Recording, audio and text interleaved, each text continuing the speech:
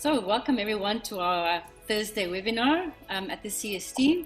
I'm glad that you could join us. It was a bit short notice that was sent out, so even better for those of you who've made it today. Thank you very much for that. But you can almost make a note in your diary that we'll be here every second Thursday, 1 o'clock, having conversations about recent or local approaches for engaging with complexity and resilience, sustainability challenges. So we have a kind of a fixed date every second Thursday of the month, just between 1 and 2, where we have our colloquium. And today we're actually, it's a wonderful privilege again to have with us Phumlani Nkontwana, Dr. John van Breda, and Professor Johan Burger. Phumlani will be presenting some of it's a kind of a follow-up webinar on work that he's done earlier this year, where he presented the outline of his PhD research on sort of the developmental entrepreneurship in Africa. And I think there was a little bit of a deadline put for today to share some results of and analysis of his research and that is some of his findings. So thank you very much, Phumlani, Johan and Professor Burger, John and Professor Burger, for also in this way sharing research, because I think this is amazing to see the journey, to understand a little bit what happens with it and who walks with one in this and what the challenges are. And we're looking very much forward to your presentation today. In the meantime, I'll try and allow people to come up as with their faces, and we'll have a little bit more of an interactive discussion after Phumlani is presented. But it would be great if everyone can just maybe, in the meantime, say in the chat where they're from and what their interests are. Thank you very much. Phumlani, I give over to you. Great. Thank you.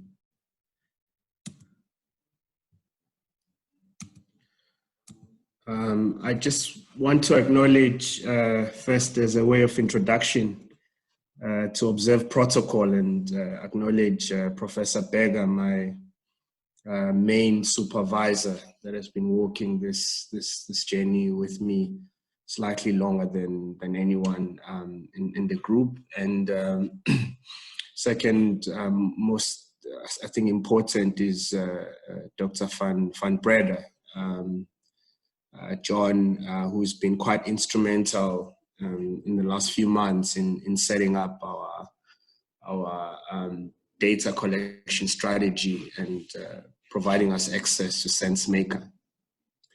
I also have a few colleagues I've worked with in Kenya, Rahima, just want to acknowledge you, Kinte, from UCT, my friend joining here, Tami, and other people that I may not know they're joining, but just welcome you guys. We're here gathered to discuss an ongoing study on African entrepreneurship, and we focused on what we call a hub. And a hub is essentially an enterprise support organization. And an enterprise support organization is an independent organization that tries to grow entrepreneurship, and there's different forms. Many of them are what is called incubators. In other words, they help you from no idea to a good idea that you can commercialize. And then you have what is called accelerators, which are then working with those businesses with a proven revenue model, but trying to grow them to access what we call Series R or Series B funding. In other words, to access growth capital. And there's different range, and other hubs are essentially just training institutions trying to grow what we call entrepreneurial mindsets. This is a second installment. In the first installment, there's quite a lot to cover, but I'll just summarize the problem statement that the study is trying to address. The first one being that in Africa, it seems that the type of demographics that wins in entrepreneurship or new businesses is a white male. And that's also backed up by literature. The other is that a typical successful entrepreneur is either diaspora or from upper middle class. And the term diaspora means that this is a person who, for reasons of education or otherwise, left their country and went into another country for studying. And often it also means an expat, or it also means a former corporate, usually these big consulting firms like McKinsey, etc. And so this is a person that has accumulated a lot of networks in the process. Or you are from upper middle class family. And statistically, Africa is only about 3% of the families that are deemed as upper middle class. And so you can appreciate the structural dichotomy there. The other issue is what I call mono-entrepreneurship. This is not really a popular term, but it's a term that I use to describe a single directionality of entrepreneurship, and it's showing itself through technology businesses. So, technology is not a problem, but there's a dominant perspective, what we call a technology perspective, that dominates entrepreneurship. Related to that is that the consequence is that the form of entrepreneurship that seems to be thriving is digital entrepreneurship. So all these apps and all of that. Why is that wrong or not the future of Africa? It's because African youth are not actually skilled in arguably, and also the consequence is that even these startup businesses in digital technologies, they tend to employ very little people. On average, it's about 8 people they employ. If they do it really well, it might go to 12 or 20, but they're not a game changer in terms of employment. So while the proponents of entrepreneurship see entrepreneurship as a vehicle to job creation, the problem is that on a Monday morning, the institutions are pushing digital entrepreneurship. And if you have a successful one, you have to employ someone who's a data scientist, who's very educated. And so it's quite exclusionary in the consequence, even though it means well. And then the other is that the support organizations that are trying to grow entrepreneurship in Africa are concentrated in just 4 countries, what we now call the innovation quadruple. And this is Egypt, Kenya, Nigeria, and South Africa. And consequently, also, these are the wealthy African countries. And consequently, this is where the venture capitalist money and private equity firms from Europe, Asia, and America tend to direct funding. And then, as I mentioned, entrepreneurship at the moment has not, at least the new startups that are emerging, have not created the quantity of jobs that we want. So I won't bore you. Then what I did last time is I went through to back up these claims, and I showed an image which I think is quite disturbing. These are top African, these are top Kenyan entrepreneurs right now. And there's a Twitter link or chat, which I showed everybody last time, where people are problematizing this. I won't go into detail with why this image is not arguably appropriate for Africa. And then the other claim is also backed up, and all these claims are backed up. Today, I just want to go straight into the study. And what we've titled this study is an exploration of these hubs as development institutions. In other words, how could we repurpose hubs to act as development agencies rather than to churn technology innovations on behalf of corporates, what we call corporatism. And the reason hubs are interesting as a unit of analysis is because they are young. An average hub is about 5 years old. The first study that studied hubs was in 2014, which was done by Kelly and Firestone. And they basically looked at hubs. At the time, there was 90 hubs. And Kelly and Firestone are researchers at the World Bank. And they started to research this phenomenon that people were ignoring. And to date, we have 643 hubs. So you cannot ignore hubs anymore. And the study is not actually trying to romanticize hubs either, because as I said, they've come into a space and they've followed where the money is going, and where the money is going is through digital startups. And the reason I actually wanted to write about this is because I think we can still repurpose hubs to act like commons or to act like hybrid institutions that can serve us and achieve sustainable development. And the reason I believe that's possible is because, as I said, they're young and they haven't really been captured too much by corporates, even though most of the funding they get is from corporates or international development organizations. So we can still reimagine this institution to serve our best interest. And hubs also grew because for various reasons that are driving this trend of hubs as a new institution producing entrepreneurs. And it's the fact that most policy has put youth and innovation at the epicenter. So if you read all the documents that are formal, AU, EU, etc. And the other is that this is both a blessing and a bit of a curse, in that the fourth industrial revolution debate has tipped our narrative on debating skills or what we should grow young people into towards technology and digital transformation. Yet, if you read the top 10 skills that are required in the world, the number one is complex problem solving skills. It's not necessarily technology or digital transformation. And yet, because it's trending, you find hubs also trying to do that.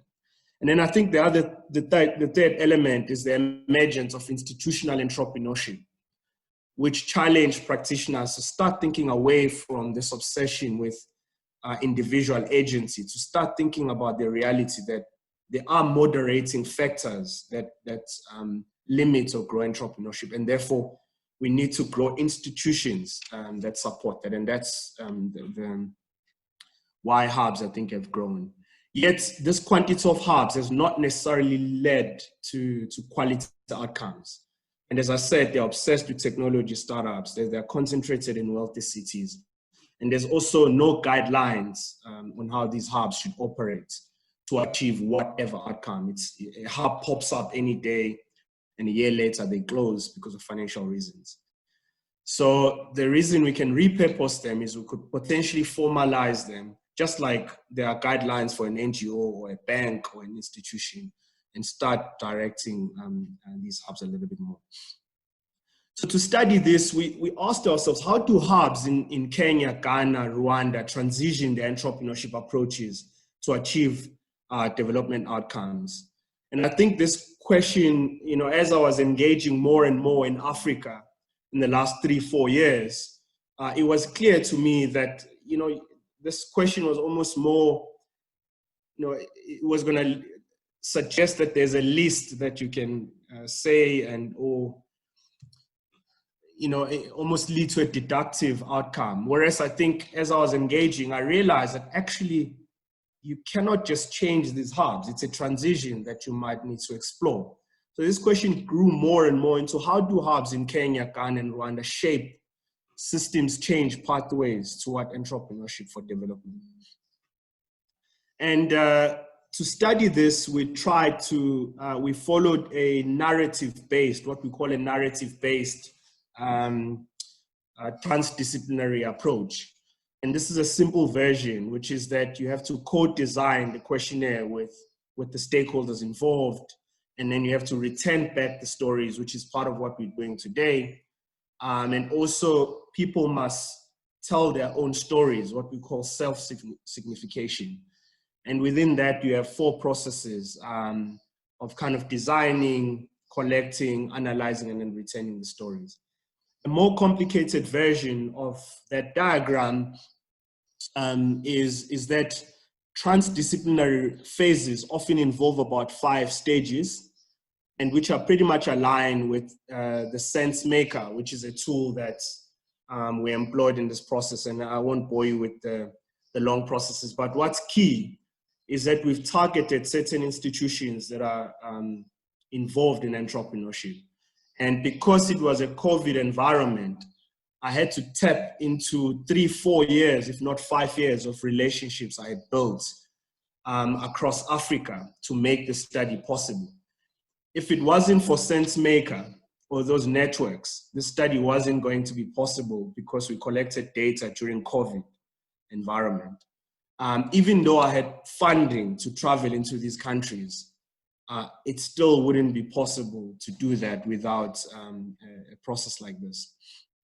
And I just want to show you a little bit about how the actual study looks like. So we created a Sensemaker framework like this. So I'm collecting all sorts of data, and we created a website for this. And what's key about this is that we structured these questions in a way that was not leading to any conclusive, to any directionality. Instead, we just wanted people to share their stories as pure as they are, and we guided them through this process. In the end, a question that was also quite interesting was asking people to reimagine their own future by 2030. What kind of changes would they want in 2030, and what kind of changes would they not want in 2030? So that process led us to, even though we had 3 formal hubs that we approached. One is called Inkomoko in Rwanda. That was a main study. And then the other is Nairobi Design Institute in Kenya. And then the other one is Ashesi Venture Incubator in Ghana.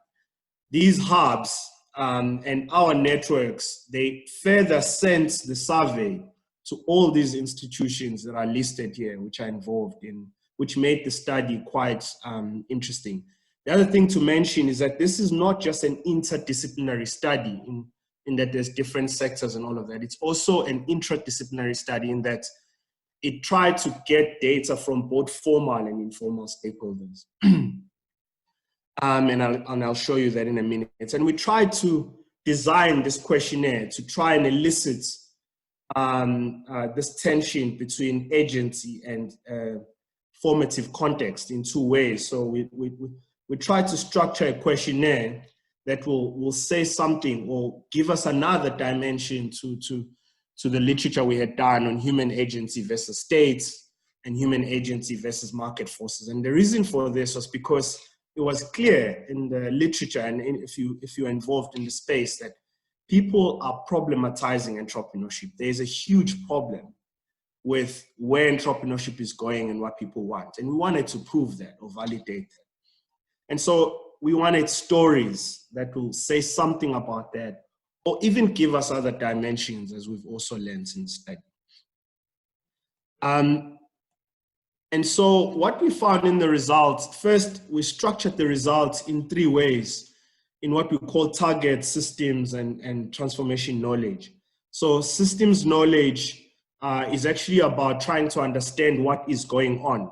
So that questionnaire I was showing you, a bulk of it was trying to understand that. But that wouldn't be a transdisciplinary study if it wasn't, or action research, if it wasn't trying to understand where the transition might be, in other words, where are the levers of change, and also what is the future that people want, which is why we asked that question. And then we had target knowledge, in other words, what will be desirable? We asked people questions of what would be desirable. And then we also asked what might be processes of change or strategic levers. Obviously, the respondent wouldn't see the structure, but this is how the questionnaire was structured. And in the results, we ended up having hundreds respondents, which I think is quite significant in a COVID environment. 100 respondents across these different countries. And a bulk of them, as you can see, 48% were actual entrepreneurs. And then you had community citizen, which were quite significant. As I said, what we said was, we said these hubs must please disseminate the survey to even local citizens.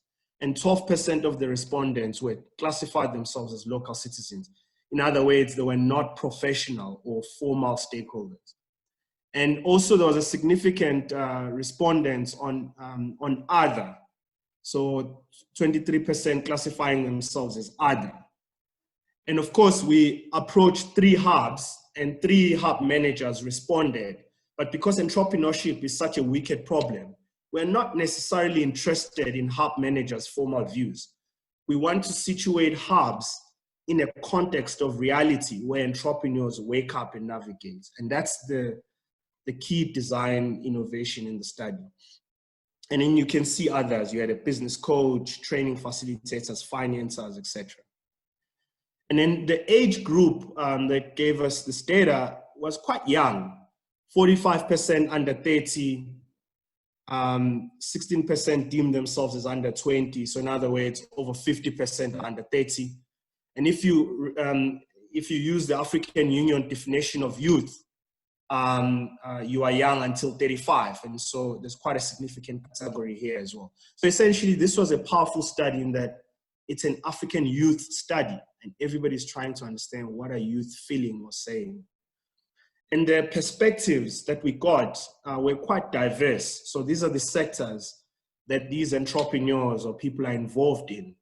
And this is why it's quite ironic that there's an obsession for digital startups, yet actually right now entrepreneurs are involved in these different sectors.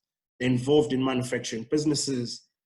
Yes, a significant number of them in ICT, but you've got quite a lot of them in retail, in services, in public sector, and doing other things in the innovation space.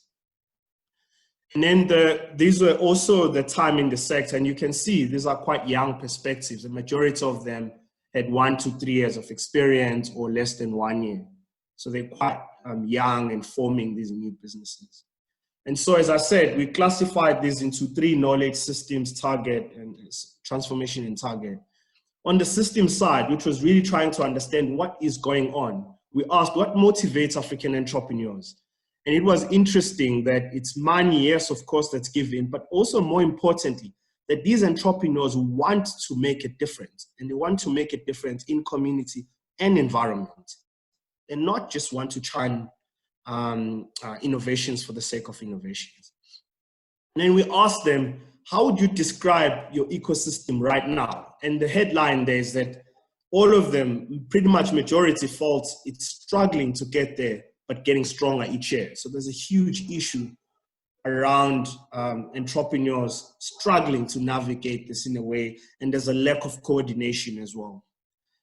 And this was another question. And remember, this study is about hubs, but as I said, we didn't want to romanticize hubs. So we wanted to make them compete in terms of importance. So we asked the question, which are spaces that are most useful for you in your experience in combining ideas, capital, and talent? And hubs emerged as the 3rd most important space.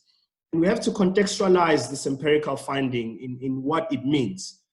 So in other words, next to families, which are upper middle class families, and they are 3% in Africa, and innovation competitions, which are not organized. Most innovation competitions happen once a year or twice a year, if you are lucky. And of course, they tend to be globalized or nationalized. And so they're not really an opportunity for a lot of people. And next to that, it's hubs, both at university as well as those who are independent. So people were asked to nominate 3, to choose 3 important spaces. And here we see that this institution that's young, that's on average 5 years old, is now one of the most significant independent institutions in bringing ideas. You must understand ideas, it's your business idea, capital, it's money. And talent is not just your own talent. It's about finding a co-founder. So this hubs are now this really important space where you can find a hub, a co-founder, find money to grow your business, and also improve your idea. So this was quite a significant finding. Then this finding was, in my experience, I find government to be, and most of the respondents were saying they find government to be absent. In my experience, I believe the main barriers entrepreneurs face is, and it was access to finance. And again, people's perspectives, this was quite concerning, that people see entrepreneurship in a survivalist sense. Now we know that there's different forms of entrepreneurship. We have what is called necessity entrepreneurship, opportunity entrepreneurship, as well as innovation-driven entrepreneurship. The problem here is that most of the existing entrepreneurs see entrepreneurship as a way out if they don't get a job or they don't get a subsidy from government. And we need to challenge this. We need to try and challenge young people to see entrepreneurship as a career choice, not just for survival and livelihood. And then also, entrepreneurs don't necessarily get financial support from local government or even a local private sector, because many of them are, as I said, diaspora or kind of internationally educated. They find funding in a hybrid way. They find this amount in a locally, maybe $5,000 US. They get 20,000 from another international organization.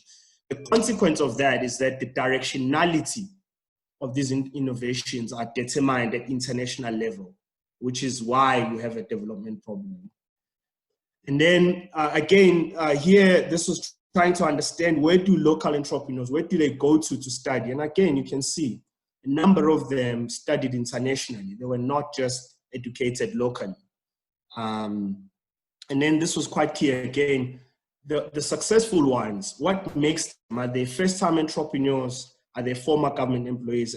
And again here, this is another barrier, is that they have past business experience, yet African youth are not employed.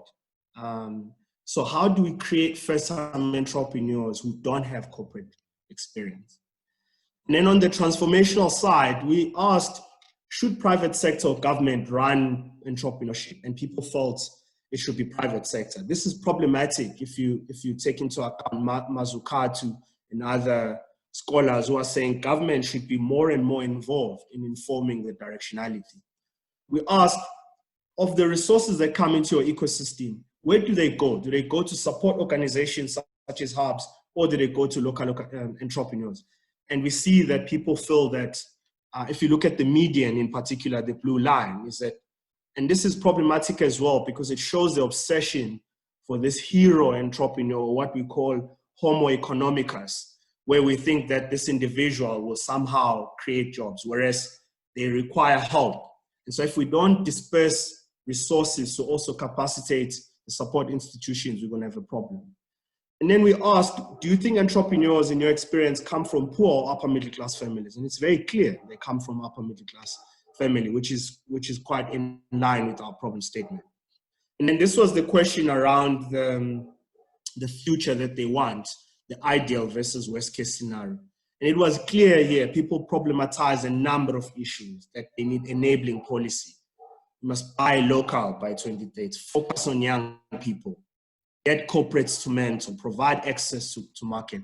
And in the end, we classified these into 8 themes, which are enabling technology, sustainable development outcomes, scale, and this idea of addressing a formative context, enabling policy, and creating a dynamic ecology of support. And that people want a sense of control. You know, people want a sense of control. They want to influence where entrepreneurship goes, and yet they don't have opportunities. So this is why also a study like this is quite powerful in allowing people to voice out their perspectives. I'll stop there and invite Johan and Prof Burger and Dr. van Breda. I'm done with my presentation. I tried to rush through this so that we can have a discussion. And then maybe after your reflections, Rika, you could then open it up to questions.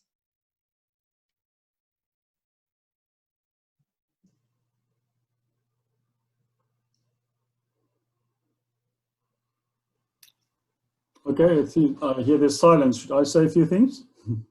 Yes, of course, please. Okay. So I'm not going to try and elaborate too much on the findings and the content that Phumlani has done so expertly now. What I would like to just say from a supervisory perspective is that this has been an amazing learning journey for me as a co-supervisor of this study. I have now personal experience over the last couple of months working intensely with Phumlani. Our roles are sort of flip-flopping or changing all the time. Sometimes I take the lead because I've got a bit of methodological knowledge and expertise behind me, and then I would take the lead, and other times it's Phumlani that takes the lead when it comes to the content matter on entrepreneurship. And it's this continuous dynamic, interchanging supervisory relationship that's been such a rewarding experience for me that I thought it's just worthwhile to mention that. And especially in this COVID environment that we are in, we had to really become quite innovative in terms of, as Phumlani said, how are we going to actually make this study practically work into 3 African countries where we couldn't travel into. So we had to really become very innovative in our thinking and approach, how we were going to use this sense-maker approach, which I think the results are beginning to show that we've managed to pull that off. So I thought I'll just make those few comments as a contribution. Johan, over to you. Thank you. I'm a little bit worried that if I give my input at this stage, I might actually draw the attention away from the focus that Phumlani gave. So, but I just, given the audience, I would like to expand the discussion, starting with the notion of development. Obviously, what is important here is to find or to define innovation hubs that would bring development. But in our studies of the group that's represented here, obviously it's not only innovation hubs. It may be that we are agents for rural development, or that we are housing managers, or that we are policy makers, or that we have to design organizations to be more appropriate for development objectives. So for me, the value of what is the process that's happened here is actually in the wider application as well. In all of those, we search for appropriate instruments in how to unlock. We often acknowledge the importance of relying on abduction logic. We've been talking about this, or abductive logic, rather than induction or deduction. But when we analyze, when we design, implement, or evaluate, we often lack the tools for that. And for me, the process followed here convincingly volunteers itself as that kind of a tool. So wherever we have development, we have situations of uncertainty. We have to deal with a lot of unpredictability and uncontrollability. So what this process did, or should do then in any such a situation, is to make sense of what emerges. But it's also tricky in the sense that it's situational. In other words, it's not as if you now come up with a framework that you can follow like a roadmap. Each process is so much sensitive to situation, and therefore it's all about responsiveness and adaptation. And for me, in so many of the research projects that I've been involved with, either as a researcher or as a promoter or study leader, I think it's always been, we acknowledge it, but we don't come up with that kind of an instrument. And here, we found that instrument, which is geared towards expecting the unexpected, adapting itself, even changing frameworks and configuring our models. And we saw that happening with Phumlani's research framework.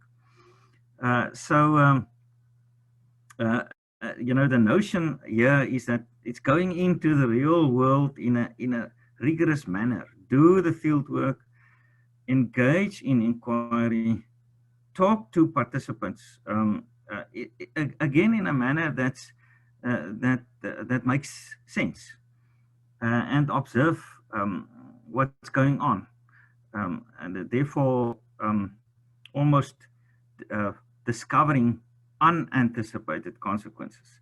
So this is really a refreshing tool. Yesterday I was in a PhD examination of one of my candidates. It was very successful, and his topic was rural development. And, you know, also the notion we have to engage people more in all of the processes. But the question remained unanswered, how? And I think, yeah, we've got that as one. Is obviously, you know, some others will emerge as we go on. But this is refreshing, this whole sense-making exercise. Thank you. Thank you very much, Professor Burger, and thank you, Phumlani, also for presenting that. It's amazing to see how these things work out, and I think there's the back end of also doing these analysis is quite challenging, and there's a lot of work that goes into that, and it's a kind of a steep learning curve. So thank you very much for making that look easy, but it is an amazing job. Okay, I think they've got some questions, and I've promoted everyone to panelists. I'm not sure, Phumlani, if you want to keep your screen shared, maybe to refer back to questions. But Kense, would you please unmute? Kense, she's got a question. If anyone's got a question, just use the raise hand function. I can see that, or just put a question, your name in the Q&A box, and I'll give you allow you to talk. Kentera Debe. Maybe put your video on as well. Thanks. Thanks, Rika. Can you see me? I've just put it on now. Great. Thanks, Phumlani, for the presentation. I think that was really engaging, and I think it sparked a lot of questions for myself. And I think what I was left with in your presentation, you were speaking about how you looked beyond just people who were in the entrepreneurial ecosystem, but also included community members. And I'm wondering in how you problematized innovation hubs and sort of the barriers that entrepreneurs face, what role do you imagine entrepreneurs playing in that system to create some of the change that I think you're proposing? That's the one question that I have. And if you have time to get to a second one, I wanted to ask around the digital entrepreneurship.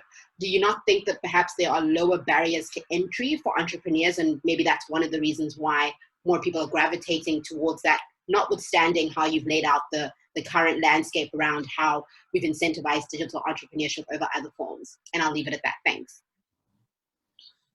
Yeah, thanks, Kente. Those are good observations on the role of entrepreneurs. Entrepreneurs decide what they want. They look for opportunities and solve problems. And not all problems sit in tech. Not all problems need to be coded. If you go into Africa, if you've actually been into Africa and the rest of Africa, you'll find that retail is largely primitive. It's incredibly informalized, pretty much all sectors. Governments are dysfunctional. In fact, they are labeled as fragile states. We need public innovators. We need public entrepreneurs. We need retail entrepreneurs. And it's not that entrepreneurs need to transition into that. They're already doing it, as you saw in the sectors here. They just need more institutions dedicated to them. So that's the first thing on what is the role of entrepreneurs. The other piece is that if you diversify entrepreneurs, if you keep it the way it is, just like, if you read our actual data, a lot of people were worried. If you ask them, what don't you want? What is the future you don't want by 2030? They'll tell you, most of the responses, probably 60%, were saying, I don't want a situation where entrepreneurship currently is right now. The way entrepreneurship is, I don't want it by 2030. There was a bulk of respondents saying that. And the reality is that it's because the entrepreneur that's thriving now doesn't represent the demographics of the continent. And that's the issue. If entrepreneurs can be incentivized and supported in all sectors, you can start impacting household incomes and start creating money for other sectors to thrive. On the question of, tech being actually a low barrier, that's true. That's actually true. And I love tech. The issue is it's not a game changer. If we are saying as proponents of entrepreneurship, we are doing entrepreneurship for innovation, great. But if, as we claim, if you go to any hub, they will claim we're trying to make a difference, we are trying to create jobs, then we cannot rely, we have to go to manufacturing. We have to do other things. And yes, we can use technology. That's why people are very clear. If you read the study, they are saying we want technology as an enabler, but not necessarily technology as a product. So, and that's quite key for us to reflect on. And the reason actually financiers fund technology startups is not necessarily because of really developmental reasons. They fund these startups because it's easier to get your money back. You get a technology startup, if you get it right, you can get it across the world, just like Uber, just like everything, and make your money quicker. So no one wants to do patient investment, and that's the issue. And that's why authors like Mazzucato are starting to write about what they call investment-led innovations. In other words, to try and challenge investors to start thinking long-term, and not just thinking about short gains, but when we're not creating jobs. Great, thanks, Phumlani. We've got a next one up as Samokelisiwe Nguni. Please unmute and show yourself. Maybe just say hi, where you are. Hi everyone. I'm really pleased, Phumlani, to have made this discussion. I don't know if you'd recall, but when the year began, I'd actually approached you because I really needed your insights on entrepreneurship. I'm happy to see that we've reached a very common, even though we couldn't because of funding eventually get your help, I'm happy to see that our thinking is very much aligned to where you've ended up. And my thinking now as I'm listening to your talk is that really, we've also reached a point where we're realizing that we need to support excluded entrepreneurs, so those that are not going to be tech interested or tech inclined or even have the skill set for it, and those that don't even have sometimes even the just basic literacy, let alone digital literacy, let alone technological literacy, so that they can enter into entrepreneurship and that they can innovate. And like my reflections and also a question to the community that's here and as well as yourself is that perhaps innovation is what we need to be able to define and articulate. Because the thing is that if we can define and articulate what innovation means for entrepreneurs, whether it's, if maize is the dominant, or agriculture is the dominant practice in that rural context, what does it mean to innovate within that context? If we can start defining innovation, I think we may have a case for it when it comes to those of us that are reliant on funders. Because sometimes I think that funders seem to be willing to listen, but because we haven't clearly defined the problem or the solution, and then we can't even measure the solution in terms of our M&E, it becomes problematic for funders to really believe in our story. So that's my thoughts. I was going to ask, but you've just given me an answer in terms of the Mazzucato investment-led innovations. Now I know where I can at least read to get an insight on. So then what is the conversation that we need to have next? Because I think us identifying the problem is great, but then what is the next step? Because we actually want to implement great training programs for entrepreneurs or hubs for entrepreneurs. But, we need to get beyond defining the problem to what to do. So yeah, I think it was a lot of just thoughts and reflections, and thanks for your talk. No, thank you. I mean, I don't know if anyone wants to jump in, but I just want to show what we classified here as transformation knowledge. Someday, I'm not claiming these levers are the only levers, but it's basic. The basics are not even right. You can see private sector runs entrepreneurship. which is why we had that framework of corporatism versus human agency. Is if corporates are running entrepreneurship because they fund hubs, and they'll go to a hub and say, find us 100 entrepreneurs in this technology. It's a problem because private sector is profit driven. And that's it. We haven't gone beyond that. And so just this lever here. And then the other one is, let's support more institutions and try and have them to be more developmental than currently they are. Because if you fund a hub, they will do what you want them to do. Hubs are struggling with finance. They're like startups on their own. And I mean, and I think what you are asking is we need more and more of these to get more and more into detail with what is the type of directionality and what are the levers of change. But it's clear here what you can massage. It's quite clear at least where you can start. And the other problem, which I didn't mention here, but it's in my dissertation, is that there is no visible domestic entrepreneurship policy. Our states are not entrepreneurial states. If you study US, you study some Asian countries, entrepreneurship is a national strategy that is known and that's visible. We don't have that in most African countries. In Ethiopia, they're still trying to draft that. In Rwanda, it's there, but it's still trying to be lived. And so, so you're quite right there. It's like, what does change look like? And that's really what our study is trying to do. And this summary doesn't do justice into the meat. So when the study is out, you'll see people are very clear. They are very clear about the directionality that they want. Thanks, Phumlani. Thanks. Also like to ask a question. Please unmute and put your video on if you care. Can I ask a question, please? Yeah, just put your hand. We've got a list. Is it related to the question? I'm not sure because we're breaking, but yeah, no, I think it's related to what Phumlani has shared. Unfortunately, I can't locate the button to raise my hand.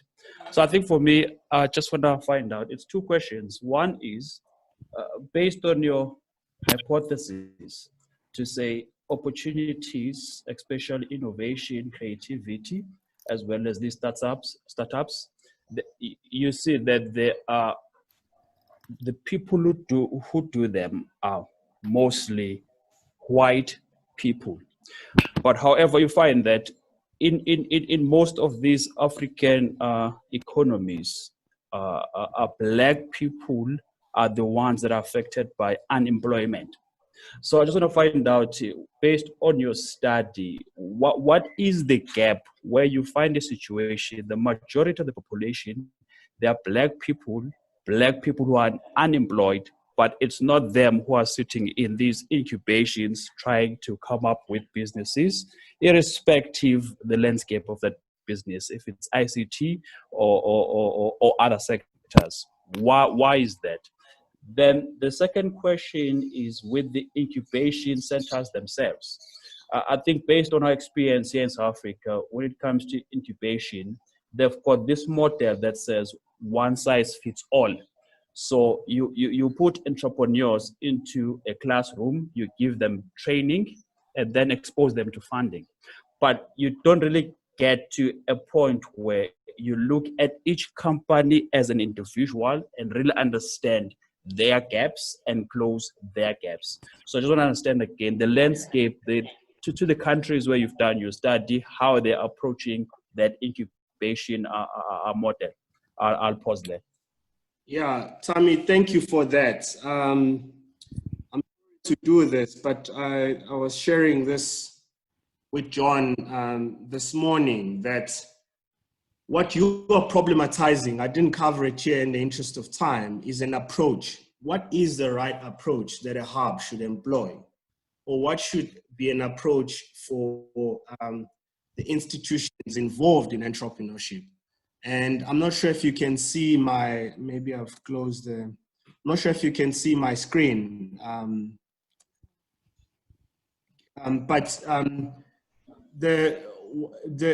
What I tried to do in my study, I distinguish between different approaches, and what you are talking about. Can I just check if you can see my screen? I'm not sure. Okay, great. It's visible. Great. So this is an interesting table because I had to write something about this because my supervisor said, don't think this is obvious. And what you have raised is actually the problem that that inspired me to write, is that hubs employ what we call didactical approaches. In other words, it's instructive, classroom-based. And this is where many of the incubators and accelerators, and that's what we call a conventional approach. Whereas what's clear is that approaches that are working are those that are immersive, which are place-based, in other words, that take the context into account, and values-based. But remember, as I said, the biggest problem with hubs is that they copy each other, because you can just apply to some big fund. As long as you're saying you're doing digital skills, you might get funding. And then also, the biggest problem is that most of these funders, and I've been on the tail end of this, where I've been hired by Hub to deliver training, and they tell me which curriculum I should use. And in other words, this training paradigm is one of the biggest cancers, because training is not a deficiency. And our study actually also confirms that. I just want to show you quickly. Our study confirms that here. Here we ask people, if you were to choose between lack of technical business skills, access to mentors, and access to finance, what do you think are the main barriers facing your hubs in your context? And it's not lack of technical skills. So why do we have hubs that think that training is a game changer? And I remember this is something I mentioned to Samge. It's good, I'm seeing Samge for the first time, but she approached me at some time this year to say, we need you to do this. And I asked her, training is not the game changer. Why do we think that we should put these guys into a cohort for 6 months and think that we're going to create entrepreneurs? And statistically as well, only less than 10% of those people in those hubs tend to go on and do well or even get funding. And within 2 to 3 years, 80% of them are not successful, of those 10%. So in other words, of 100 people that you train, only 1 or 2 end up making it, because they don't have access to finance or even good mentors. The other thing you mentioned around race is actually a lot of hubs now, you go into hubs, you'll find a lot of African people or even youth being trained. But the finance are on the other side is waiting to ask a simple question. I like your idea, but do you have collateral? So you have this issue of assetlessness that you find, and that's the biggest issue. That's the conversation we are not having. It's easy to say, let's train Black entrepreneurs, but they don't have collateral. They don't have assets, so they will not get funding. And that's why studies in Africa show that if you want to get funding and you're a Black entrepreneur, you must have a white co-founder. That's the magic. And I think that's a shame. Thanks, Phumlani. Hello, Priska, can I come in? Can I just maybe ask Becky to ask a question? He's had his hand up for quite a long time. I'd like to be fair to him if you don't mind. Becky. Thank you, ma'am. How are you? Good, thanks. Hello? Yeah, is this Becky? Thank you. Yes, this is Becky here. Thanks, go for it. Phumlani, thanks for the very insightful presentation. I don't have a question, but a comment for Phumlani. One thing that I found very exciting in the whole scheme of things is the sense-making approach, which I sort of like look at it like your systems thinking, where you don't only go one-dimensional in terms of the entrepreneurs, but you look at the whole value chain of a particular community. And for that matter, I would like to say, look, that particular, the respondents demographics thing that you've just put in now, that's a very powerful sort of like part of the presentation for me, that everybody is involved, and therefore you tend to solve unwitting problems. As you said, that entrepreneurship is a wicked problem. Therefore, I would like to commend you from that perspective and say to Tammy, thanks for inviting me to listen to this presentation by Phumlani. Thank you. Thanks, Becky, for that. Yeah, it's quite an amazing methodology. We've got about 4 minutes left, and I see there's some questions in the chat box. I'll ask a question by Marius, which is probably a more general, high-level question, which is communicable economic models an opportunity to create a pivot for overall wealth in societies in Africa? Communicable. Sorry, I just missed that. Marius, would you like to clarify that? Sorry, I just missed it. Yeah, communicable economic model. Sure. Sorry, communal economics is something I've been reading about lately, and it looks like a very interesting model. And I think one of the expressions of it is in the cooperative model, especially in the way that we've defined it in South Africa. Since we've had these reforms in the legislation here, there's been opportunities also for investors in cooperatives. So there's now a more communal, wealth-defined sort of way of using cooperatives. And I think if we look at the past for success in the current economic model, I think a lot of what we describe as poverty today is attributable to the actual economic system itself, the way that finance is defined and works, the way that money is created and such. So I just want to put that on the table as a consideration, that perhaps this model is a third possible element that one could evaluate, as in contrast to capitalism and communism, for instance, but also complementary. And I think for Africa, there's this huge opportunity to leapfrog into a better, more sustainable kind of system, rather than emulate what I would consider in some cases a failed system from the past. So I hope that helps. It's not. Thank you for that. And once again, I want to show that I tried to cover that. So I just wasn't sure what you're talking about, but I heard you mean communal economic models. And you see here, you know, there's two approaches that are understated, and one of them is what you've mentioned. And I use the term grassroots here, but it's very much communal, where you focus on micro to small businesses, but you use stokvels and growing credit unions and cooperatives, which is exactly what you've covered here. But at a meta level, the study drew a lot from Radworth's study, and I'm sure you're familiar with the whole notion of donut economics, which is trying to promote this idea of secular or localized secular economies that break down what they call global value chains or vertical flows. So our chapter 2 tried to, in detail, to challenge even the dominant perspectives in entrepreneurship that are rooted on capitalism. So thank you for raising that. It's really understated.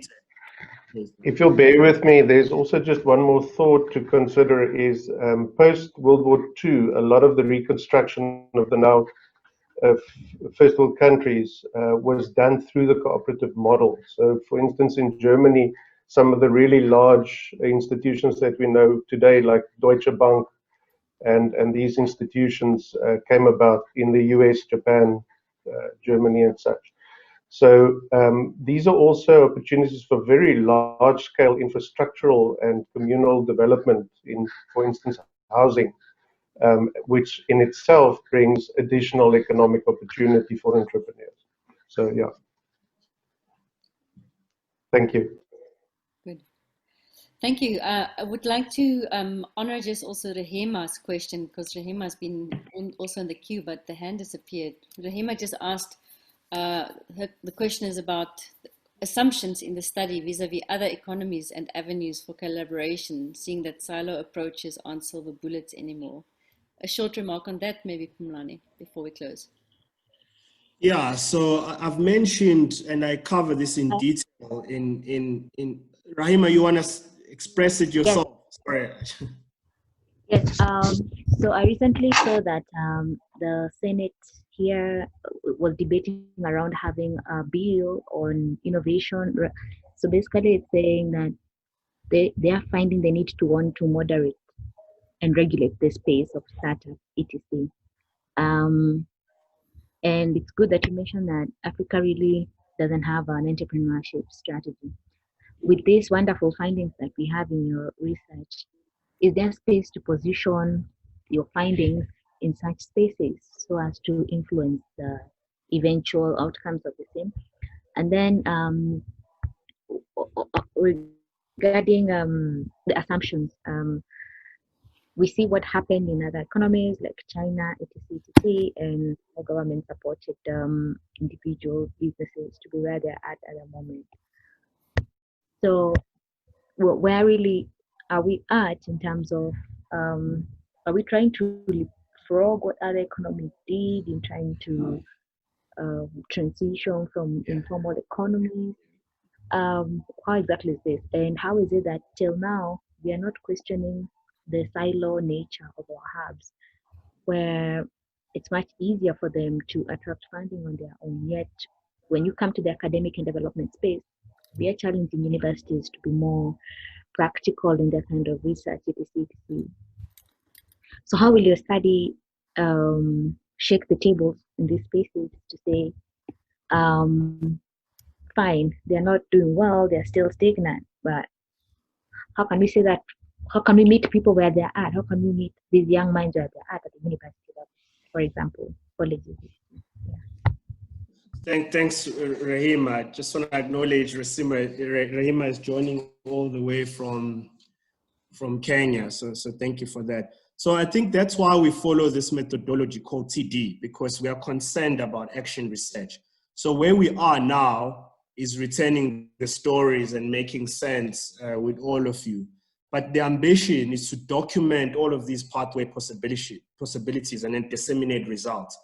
So as you know, I met Rahima at African Union. So the idea is to present this findings at the right time at African Union and start writing blogs and making a lot of noise about actually the directionality of entrepreneurship as it is. So that these are the organizations that are also interested in this work, which are actual practitioners. It's AfriLabs, Ashesi, Nkomoko, Allen and Jill Gray, Nairobi Design, Digital Opportunity Trust. And they are all part of this workshop, and they're all following this work to try and implement. And all of these organizations are continental organizations. So I'm confident that maybe some of them will catch the fire. And on the models, African countries, as I've engaged with some governments, they're obsessed about this utopian story of Asian markets, how Asian markets moved and all of that. And they try to implement what is called the developmental states, but it hasn't worked. So we need to, there's a lot of work that needs to happen to try and redefine the economics of the local outside this, East Asian sort of utopian model that worked for East Asia. And part of that is to start thinking of our economies as entrepreneurial states and localizing our economies, as that has been said. So I'll pause there now in the interest of time. But yeah, the ambition of the study is to write all of this up as we have, and is to also try and go publicly. We have another talk on the 30th of October in another platform to try and also influence that space. Thanks a lot, Phumlani. Thank you very much for everyone for sharing and contributing. It's really exciting to see the results, but also to see how you did this. This has been amazing work, and it's just a huge process that you've gotten together. I think conceptually, bringing themes and ideas together, and then actually going out there, doing the hard work, finding a method, and doing the analysis to bring it together. It's fantastic. And thank you so much for sharing it. And please send information if you're presenting elsewhere as well, so that we could maybe just post it onto our networks. And thank you also to your supervisors that have been brave to jump into the deep water with you and doing this together. Thank you, everyone. And thank you also for being willing to be interactive and engaging in this sort of restricted way. But it's really wonderful to see everyone. Thank you for your time.